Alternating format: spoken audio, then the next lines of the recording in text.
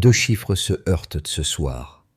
L'un venu de Washington et l'autre enraciné dans Abuja, créant une tension brutale qui traverse l'Afrique. Dans cet écart soudain, la promesse de protection se mêle à l'ombre des intérêts, et le nom d'Ibrahim Traoré devient un marqueur involontaire de souveraineté. Si les mots se parent de vertu, pourquoi résonnent-ils comme des signaux destinés aux puissances extérieures plutôt qu'aux peuples qui doivent emporter le poids? Car avant chaque aube politique, il existe une minute fragile où tout peut basculer, dans le silence, que personne n'avoue vraiment comprendre. Ce récit avance avec une promesse claire. Comprendre non seulement ce qui a été dit au Nigeria, mais ce que ces mots déclenchent réellement dans l'équilibre du pouvoir africain. La clé qui guidera toute l'analyse repose sur un principe simple: décoder les risques invisibles qui transforment un message politique en levier stratégique. Car derrière chaque déclaration venue d'une capitale lointaine, un réseau d'effets secondaires se met en mouvement. Diplomatie prise de vitesse, alliances fragilisées et opinion publique prête à s'embraser au moindre signe contradictoire. Le Nigeria, géant démographique et économique, se retrouve ainsi au centre d'un couloir étroit où chaque choix comporte une part de perte, même lorsque l'apparence parle de soutien. C'est là que se joue l'essentiel. Ce qui semble être une aide peut devenir une pression, et ce qui semble être une protection peut facilement muter en dépendance. Et si l'on suit ce fil jusqu'au bout, une question brûlante émerge. À qui profite la peur lorsqu'elle traverse un continent entier? Le tournant est apparu plus tôt qu'on ne le pense, au moment précis où la déclaration américaine a traversé Abuja. Un détail oublié a refait surface et a laissé une empreinte bien plus profonde qu'anticipée. Car en moins de 4 heures, le récit initial, présenté comme un appel à la protection, s'est transformé en un signal géopolitique que de nombreux acteurs africains ont immédiatement décodé. Ce mini-révélateur a réordonné les perceptions. Le discours n'était plus perçu comme un simple avertissement, mais comme l'écho d'un schéma déjà observé ailleurs, un schéma où l'urgence morale sert souvent de préface à des interventions plus larges. Dans ce glissement subtil, le Nigeria est devenu l'axe central d'une tension ancienne entre influence externe et souveraineté régionale. Les archives récentes de la région le montrent clairement. Chaque fois qu'une puissance déclare vouloir stabiliser un territoire, celui-ci se retrouve brusquement redessiné par des intérêts qui dépassent sa trajectoire interne. L'arrivée de l'administration Tinubu au sommet du pouvoir n'a fait que renforcer cette exposition. Son gouvernement cherche une voie qui conjugue coopération stratégique et préservation de l'autonomie, mais les marges de manœuvre se réduisent dès l'instant où le débat public se polarise autour de la sécurité religieuse. C'est ici que les voies alternatives, dont celle d'Ibrahim Traoré, trouvent un écho particulier, non pas en opposition frontale au Nigeria, mais comme un rappel de ce que signifie refuser la délégation de sa propre sécurité à des acteurs extérieurs. En parallèle, les tensions religieuses internes, amplifiées par des années d'attaques terroristes et de fractures communautaires, deviennent un terrain fertile où les narratifs étrangers peuvent s'enraciner sans résistance. Ainsi, le dilemme initial cesse d'être strictement nigérian. Il devient continental. Les dirigeants connaissent ce risque. Les diplomates en discutent. Et les populations en ressentent immédiatement les conséquences. Dans ce décor, chaque choix posé par Abuja agit comme un domino susceptible d'entraîner une recomposition du Sahel et du golfe de Guinée. Dans les premières heures qui ont suivi la déclaration américaine, un phénomène discret mais décisif est apparu. Les réactions n'ont pas évolué selon les lignes habituelles de clivage religieux, mais selon la manière dont chaque camp percevait la marge d'autonomie du Nigeria. En tant qu'analyste géopolitique, il devient évident que les signaux envoyés par Abuja n'ont pas seulement été lus par les chancelleries occidentales, mais aussi par les capitales sahéliennes, où l'évolution du rapport de force constitue une donnée suivie presque en temps réel. Deux cas illustrent cette dynamique précoce. Le premier s'observe dans les milieux diplomatiques d'Abuja. Certaines voix, sensibles à la coopération sécuritaire, y voient une ouverture permettant de renforcer les capacités de lutte contre les groupes armés. Mais d'autres estiment qu'un engagement trop visible avec Washington risque de réactiver les soupçons d'ingérence déjà présents depuis plusieurs années. Le second cas se manifeste dans les régions septentrionales où les communautés locales, habituées à vivre sous la menace persistante de la violence, ont perçu ces déclarations comme un signe que les enjeux dépassaient largement les considérations religieuses. Cette lecture, moins exposée dans les médias, éclaire pourtant une réalité. Lorsque les discours internationaux deviennent des leviers stratégiques, les populations en première ligne comprennent rapidement que leurs besoins immédiats risquent d'être noyés dans des calculs plus vastes. Ainsi, l'impact initial n'a pas été celui d'une simple prise de position politique, mais d'un recadrage général des attentes et des craintes. Et l'enjeu sous-jacent reste limpide.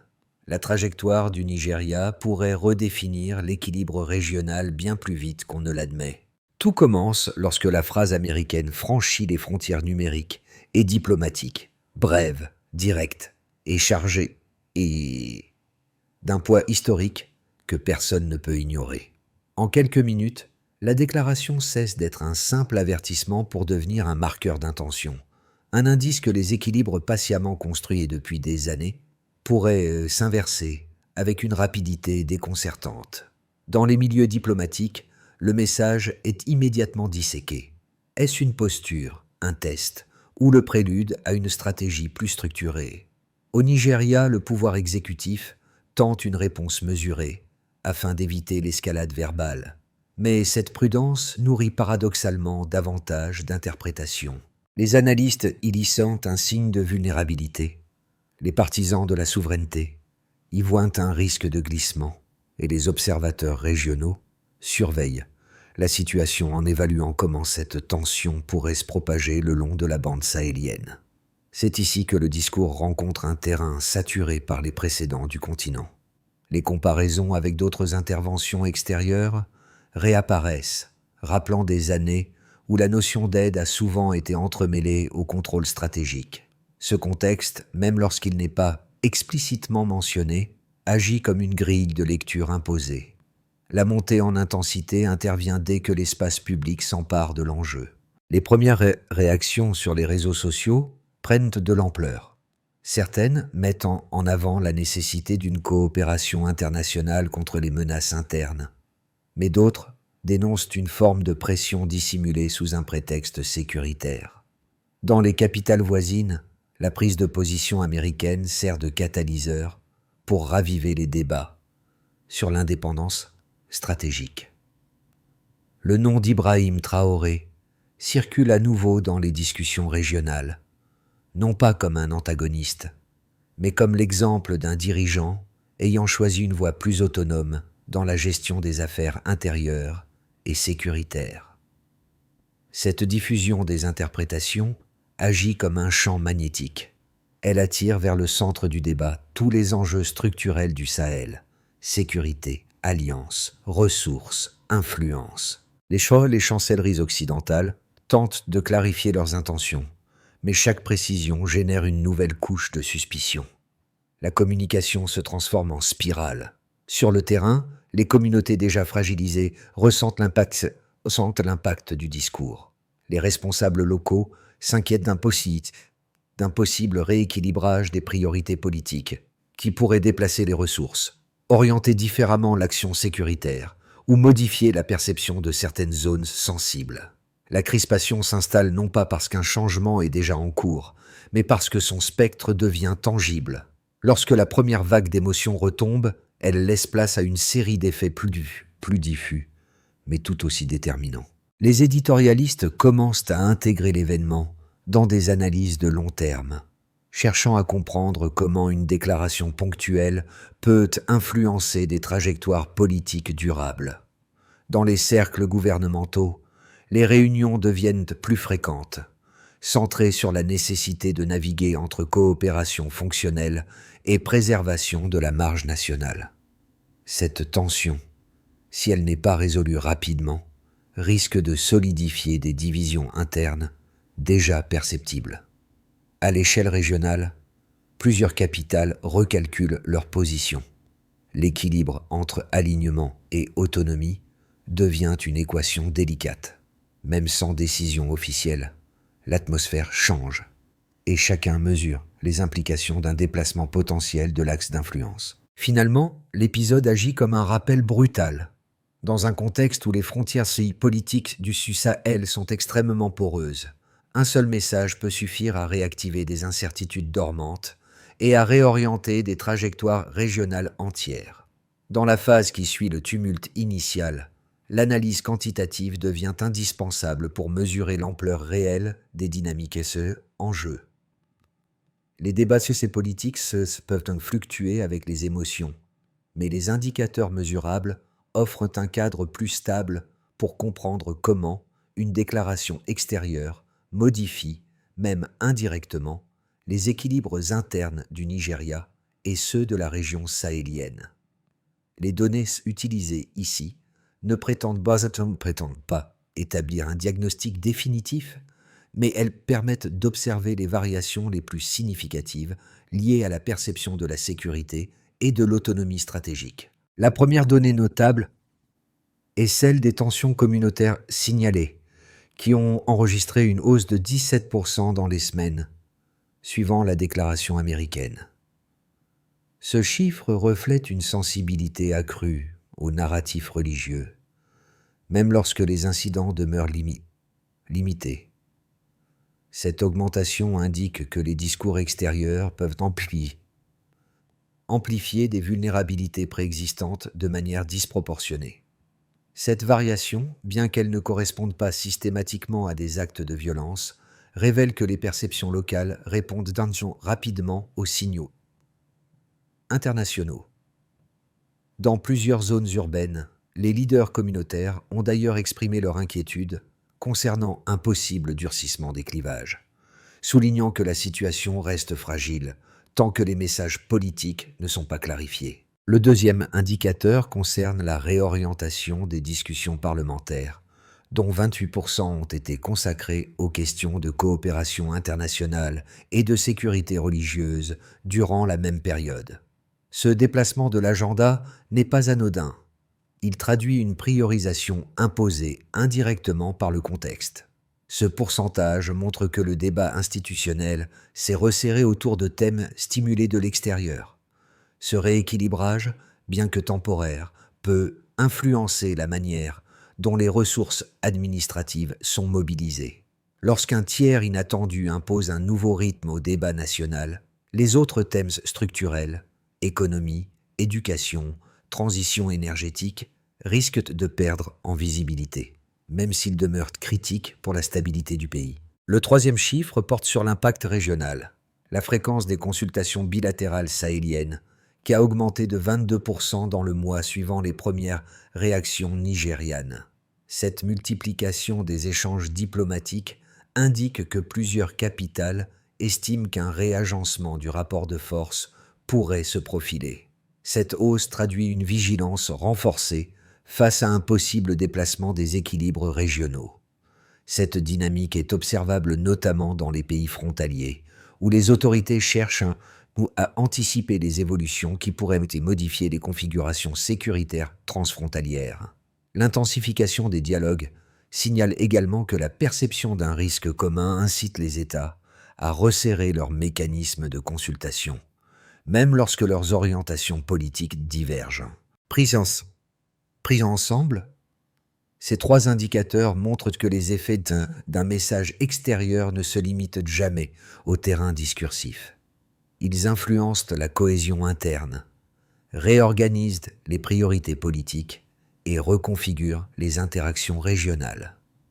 Chaque chiffre illustre un segment de la chaîne de réaction, la perception sociale, l'ajustement institutionnel, puis la mise en mouvement diplomatique. Ainsi, les données ne racontent pas seulement l'après-coup d'une déclaration. Elles dessinent les contours d'un environnement où chaque signal peut déclencher une série d'alignements et de repositionnements.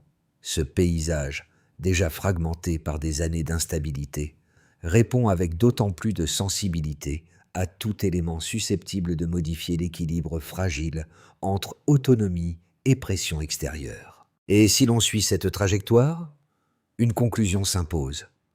Les chiffres traduisent moins la crise elle-même que la vitesse à laquelle les tensions peuvent s'agréger lorsqu'un message venu de loin entre en collision avec un système politique sous tension.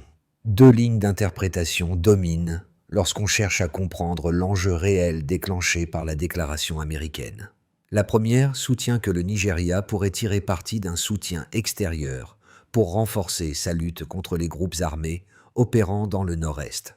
Selon cette lecture, toute coopération sécuritaire internationale, même lorsqu'elle s'exprime sous un ton abrupt, peut offrir des moyens supplémentaires, une expertise élargie et une capacité de pression dissuasive face aux menaces persistantes. Pour ses partisans, ignorer une telle opportunité reviendrait à se priver d'un levier dans une période particulièrement tendue, où les autorités doivent équilibrer réactivité et stabilité. La seconde ligne, opposée, voit dans cette intervention verbale un risque direct de glissement vers un schéma déjà observé dans plusieurs pays africains. Le contexte discursif évoqué dans les récits du continent, Libye, Irak, Afghanistan, nourrit la conviction que l'usage du langage moral sert parfois de préambule à des engagements plus profonds, souvent accompagnés de conditions, de contrats et d'une présence stratégique durable. Les observateurs cités dans le matériau de référence, comme ceux qui rappellent que, lorsque l'Occident pleure pour les droits de l'homme, il faut vérifier les minéraux, associent ce type de message à une dynamique de contrôle plutôt qu'à une véritable solidarité. Pour concilier ces deux positions, la réponse nécessite d'être ancrée dans les éléments factuels du script source. Celui-ci souligne que la déclaration américaine a immédiatement ravivé les souvenirs d'interventions passées, présentées comme altruistes, mais ayant laissé derrière elles des fractures profondes. Le texte montre également comment la réaction nigériane a été marquée par une diplomatie prudente, tandis que, sur le continent, la montée d'une rhétorique souverainiste, incarnée notamment par des figures comme Ibrahim Traoré, a alimenté des appels à la méfiance envers les engagements extérieurs trop appuyés. Ainsi, la synthèse la plus solide reconnaît que les deux thèses comportent un fond de vérité. La coopération peut être utile, mais elle devient problématique lorsqu'elle s'inscrit dans une logique asymétrique, où le vocabulaire de la protection sert de couverture à des motivations moins explicites. Dans ce contexte, l'élément central n'est pas d'accepter ou de rejeter, mais de comprendre comment chaque mot prononcé depuis l'extérieur agit comme une variable stratégique capable de remodeler les délibérations internes et les alignements régionaux. Tout bascule soudainement. Le renversement apparaît lorsqu'un détail, d'abord perçu comme marginal, devient l'élément central de la lecture régionale. La déclaration américaine n'a pas seulement touché le Nigeria, elle a ravivé une ligne de fracture qui traverse tout le Sahel. Ce n'est plus un débat sur la protection, mais sur la légitimité de ceux qui prétendent offrir cette protection. Dans plusieurs capitales africaines, les conseillers stratégiques notent que la force du message ne réside pas dans sa menace, mais dans ce qu'il réactive, la mémoire des interventions passées et des promesses annoncées comme salvatrices. C'est là que la figure d'Ibrahim Traoré redevient un repère, non pour s'opposer au Nigeria, mais pour rappeler que la sécurité cesse d'être souveraine lorsqu'elle dépend des discours formulés ailleurs. Le midpoint se cristallise lorsque les dirigeants réalisent que l'enjeu n'est plus de répondre, mais de choisir le cadre dans lequel la réponse sera lue. Une clarification trop rapide serait perçue comme une soumission, un silence trop long, comme une hésitation dangereuse. À partir de ce moment, Abuja comprend que la suite ne dépend pas seulement des intentions américaines, mais de la manière dont l'Afrique juge le geste, et dont chaque mot pourrait peser sur de futures recompositions régionales. Les répercussions concrètes ne tardent pas à se manifester, et elles touchent 4 espaces distincts dont les dynamiques s'entrecroisent, sans jamais se confondre. Chaque groupe ressent la secousse différemment, mais l'ensemble forme une carte cohérente des pressions qui se déploient autour du Nigeria. Comme introduction, le groupe interne, les dynamiques politiques internes. Les débats institutionnels se tendent immédiatement. Les responsables cherchent à interpréter la portée exacte du message américain, mais chaque tentative d'explication ouvre de nouvelles lignes de fracture. Certains membres influents du gouvernement y voient une occasion de consolider la coopération sécuritaire, tandis que d'autres alertent sur les risques d'ingérence. Cette divergence s'amplifie à mesure que les milieux intellectuels rappellent les précédents évoqués dans tout le continent. Le nom d'Ibrahim Traoré revient régulièrement dans les discussions, non pour influencer la décision nigériane, mais pour illustrer une trajectoire alternative. La comparaison devient un miroir critique. Comment rester souverain sans fermer la porte au dialogue? Cette tension interne façonne l'ensemble de la séquence politique et redéfinit les priorités immédiates du pouvoir. Ensuite, le groupe des partenaires extérieurs. Les partenaires et les puissances extérieures. Les chancelleries occidentales suivent la situation avec prudence, conscientes que la perception compte autant que les actes. Aucune capitale ne veut apparaître comme moteur d'un reformatage forcé. Pourtant, l'écho de la déclaration américaine réactive des débats dans plusieurs institutions internationales, sécurité régionale, coopération antiterroriste, gestion des ressources stratégiques. Parallèlement, des puissances extra-occidentales observent avec intérêt. Leur analyse s'appuie sur la défiance croissante envers les récits interventionnistes. Elles voient dans la réaction nigériane un indicateur précieux de la future orientation régionale. Même sans action visible, ces acteurs recalculent leurs marges, ajustent leurs contacts diplomatiques et préparent le terrain pour profiter d'un éventuel réalignement d'influence. Par ailleurs, les zones périphériques et transfrontalières, dans les régions proches des frontières du Niger, du Cameroun et du Tchad, les communautés ressentent rapidement l'impact de la crispation politique. Les autorités locales redoutent que la perception d'une pression extérieure modifie la distribution des ressources sécuritaires déjà limitées. Les groupes armés, eux, exploitent parfois le flou politique. Ils testent les réactions, recalculent leurs mouvements et profitent du ralentissement administratif pour renforcer leur présence dans certaines zones. Les populations, habituées à vivre dans une instabilité chronique, perçoivent immédiatement que les débats globaux peuvent perturber des équilibres locaux déjà fragiles. Enfin, le paysage régional, le paysage sahélien et ouest-africain. Dans le Sahel, les gouvernements observent la situation comme un précédent stratégique. Une prise de position américaine, même verbale, peut modifier l'architecture générale des alliances. Les capitales sahéliennes voient dans l'évolution nigériane un signal potentiellement déterminant. S'orientera-t-il vers une coopération accrue avec les partenaires traditionnels ou vers une posture souverainiste plus affirmée? Les discussions régionales reflètent une inquiétude partagée. Un basculement du Nigeria pourrait faire évoluer l'ensemble du schéma d'influence du Sahel au golfe de Guinée.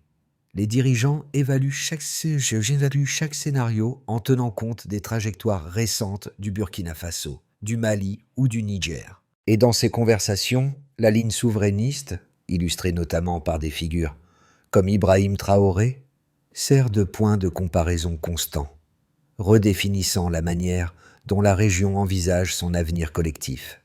Ainsi, ces 4 cercles, internes, externes, périphériques et régional, dessinent un espace où chaque mouvement du Nigeria peut générer des ajustements. En chaîne. Plus qu'une simple réaction politique, les effets forment une reconfiguration progressive du paysage ouest-africain. Les mois qui suivent pourraient redessiner profondément la position du Nigeria dans son environnement régional. Les décisions prises à Abuja, qu'elles soient publiques ou simplement perçues, influenceront la manière dont le Sahel, l'Ouest africain et les partenaires extérieurs ajusteront leurs priorités. Pour comprendre l'amplitude des possibles, 3 trajectoires cohérentes émergent à partir des dynamiques déjà enclenchées.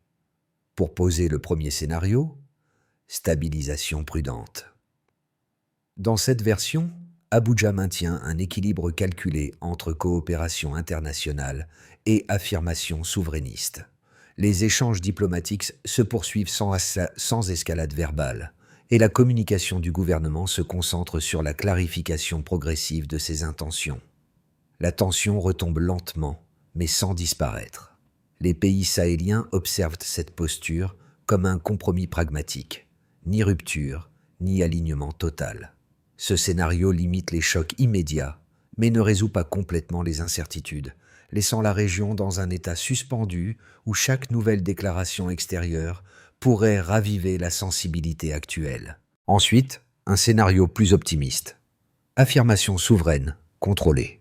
Ici, Abuja parvient à formuler une position claire qui rappelle son autonomie tout en maintenant des mécanismes de coopération minimale. Le discours nigérian trouve un écho dans plusieurs capitales africaines, donnant l'impression d'un recentrage continental vers des modèles moins dépendants de narratifs extérieurs. Cette orientation crée un climat de confiance interne, facilite le dialogue régional et réduit les tensions religieuses instrumentalisées. Dans ce contexte, les gouvernements voisins renforcent leurs consultations, cherchant à élaborer des réponses conjointes à des défis transfrontaliers. Le Nigeria, sans rompre avec ses partenaires traditionnels, gagne en crédibilité dans les discussions sur la sécurité et la gouvernance régionale. Enfin, le scénario le plus critique, glissement sous pression croissante. Dans cette hypothèse, chaque prise de position publique alimente des lectures contradictoires et aucune ligne claire n'émerge. Les partenaires extérieurs multiplient les signaux, les milieux politiques nigérians se divisent davantage, et les régions périphériques deviennent plus vulnérables aux tensions. Cette absence de cohérence stratégique pourrait fragiliser les capacités décisionnelles d'Abuja. Le risque majeur n'est pas une rupture formelle, mais une perte graduelle de contrôle sur le récit politique national, ouvrant la porte à des recompositions involontaires. L'impact de cette séquence dépasse largement les cercles diplomatiques.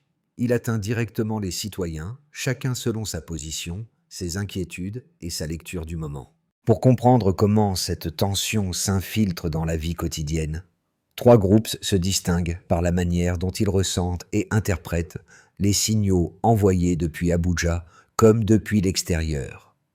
Pour commencer, le premier groupe, ceux qui vivent la politique au quotidien. Ce groupe rassemble les citoyens urbains, les travailleurs des secteurs administratifs et tous ceux qui suivent de près les annonces gouvernementales. Pour eux, chaque déclaration internationale devient un indicateur de stabilité ou de turbulence à venir. Ils ne réagissent pas à l'idéologie, mais à la possibilité de changements administratifs, de fluctuations économiques ou d'ajustements diplomatiques. Leur préoccupation principale reste la prévisibilité. Que signifie ce message pour les prochains mois et comment les décisions d'Abuja pourraient-elles affecter leurs activités quotidiennes? Ensuite, le deuxième groupe, ceux qui vivent la sécurité comme une réalité concrète. Dans les régions sensibles, le discours extérieur n'est pas abstrait. Les habitants voient immédiatement ce qu'un changement de ton peut impliquer. Redistribution des forces, retard dans certaines interventions, ou simple incertitude sur la continuité des politiques locales. Ils savent, mieux que d'autres, que les perceptions internationales influencent parfois les priorités opérationnelles. Pour eux, la question n'est pas géopolitique, elle est pratique. Comment cette déclaration va-t-elle affecter le rythme des patrouilles, la présence des autorités ou la circulation entre les villages? Enfin, le troisième groupe, ceux qui observent l'avenir régional. Ce groupe rassemble les jeunes, les intellectuels, les entrepreneurs et tous ceux qui considèrent la région comme un espace intégré. Ils voient dans cette tension un révélateur des rapports de force et une occasion de questionner les modèles existants. Pour eux, la situation n'est pas seulement nigériane, elle fait partie d'un paysage plus large où chaque pays cherche à définir son degré d'autonomie. Ces observateurs perçoivent la séquence actuelle comme un test de maturité politique, un moment où les nations doivent décider si elles répondent sous pression ou si elles redéfinissent les règles. Pour sortir de la zone d'ambiguïté actuelle et stabiliser les signaux envoyés au reste du continent, Abuja doit envisager une trajectoire structurée, articulée en plusieurs étapes.